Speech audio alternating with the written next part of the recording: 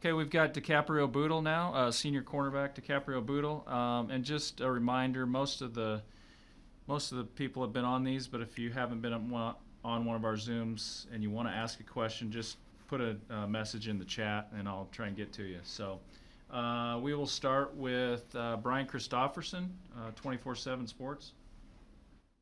Hey, DiCaprio.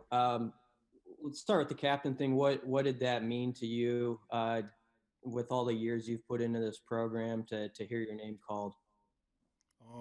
It means a lot to me, just to know that the guys respect me in that way.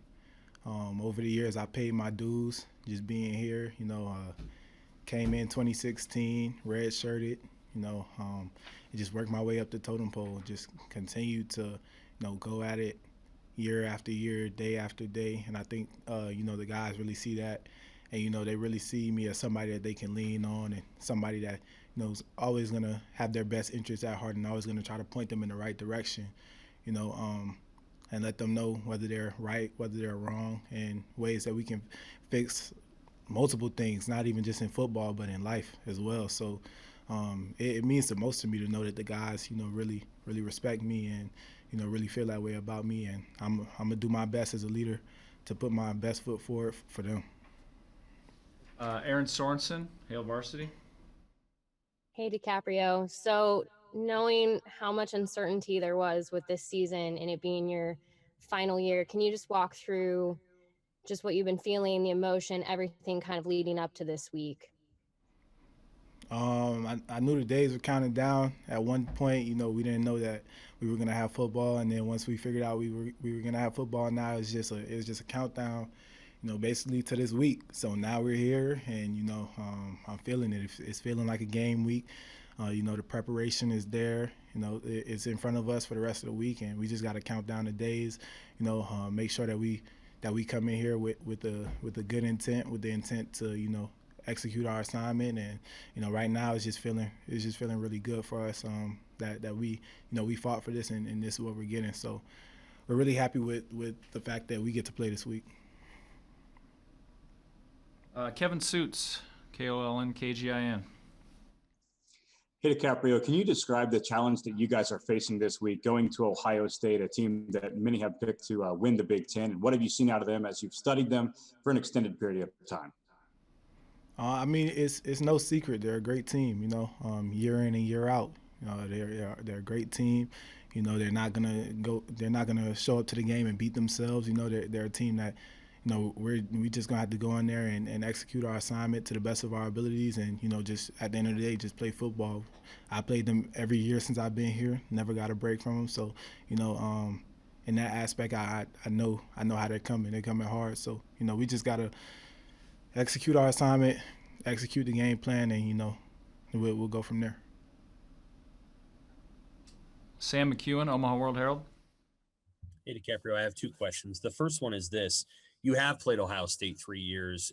Two of those games, the ones at home, went a certain way, and they didn't go really well. But the game you guys played at Ohio State in 2018 was really competitive. What was the difference in that game in 2018 versus the 2017 and 2019 ones, and what do you guys want to duplicate from it? I don't want to put any key differences on the games. I just know that right now, today is Monday, so we just had Monday practice. Monday practice, we had to make it the best that we could possibly make it in order to give us a chance for Saturday coming. So, we'll just continue to do that throughout the weeks: Tuesday, Wednesday, Thursday, Friday. Saturday is the game. But as long as we prepare like we're supposed to, we'll have a good outcome. So, we just got to continue preparing the way that we're supposed to. I don't really want to put any distinct differences. I'd be lying if I made something up right now just to tell you off the top of my head. So we just gotta execute. In practice, and then when the game comes, we just gotta execute. My other question is this: you're a guy that got on Nebraska's radar many years ago at a satellite camp. You're one of the guys from that sort of satellite camp era. And now you're a captain, so you've come all the way in that journey. I was hoping maybe you could just recount how Nebraska discovered you at that camp, and then how you came to pick Nebraska over all the other schools you were looking at? Um, there was a satellite camp down in Miami, uh, and at the time, the coaches at Rutgers were hitting me up to come to the camp because they were going to be at the camp, and I was just like, okay, well, I need to go to this camp, try to pick up this offer from Rutgers, but I saw all the other schools were going to be there, so I just used it as an opportunity to, basically put myself out there. And at the time, honestly, like I was nobody in terms of recruiting. Like I had a couple small offers, didn't have a big offer from anywhere. A couple coaches came and found me down at Southridge High School, came and watched me practice, offered me, but I never got the big offer. And to be honest, I don't really know why that was. I just knew that I was just gonna keep working and just let it happen, just put it all in God's hands and just let it work for me.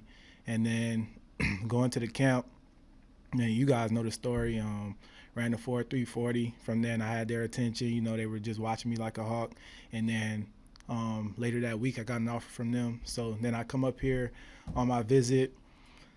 On my visit, I was just like, there's nowhere else for me to choose between here and nowhere else. This place was unmatched, and it's still unmatched to me.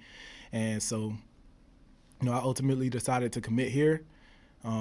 But like I said, I was nobody. I came in 2016. Nobody really gave me a chance. My coaches loved me, but I had to wait my turn. I had to sit down and understand that there were guys that were here before me. There were guys that were a little more seasoned before me.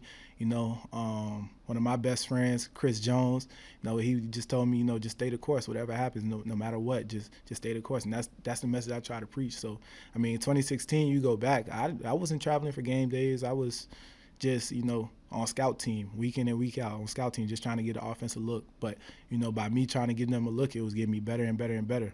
Fast forward to the next year, just working hard in spring camp, going into that fall camp,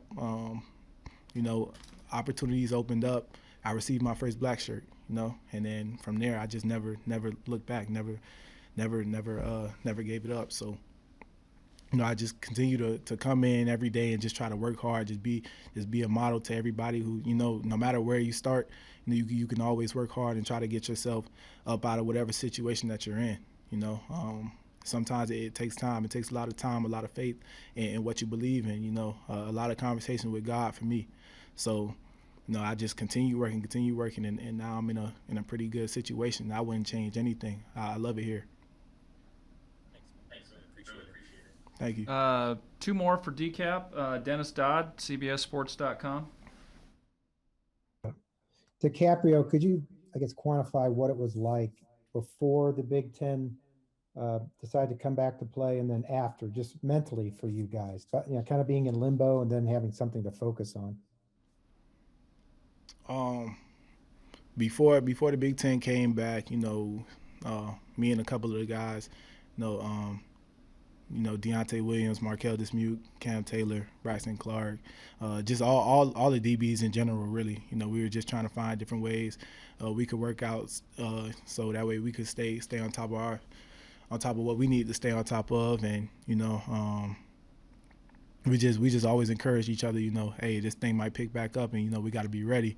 We'd rather be disappointed than not ready. So, we just continue to work day in, day out, sometimes working out 3, 4, maybe even 5 times in a day, just because, just so that way we could make up for what we were losing, for what we were missing.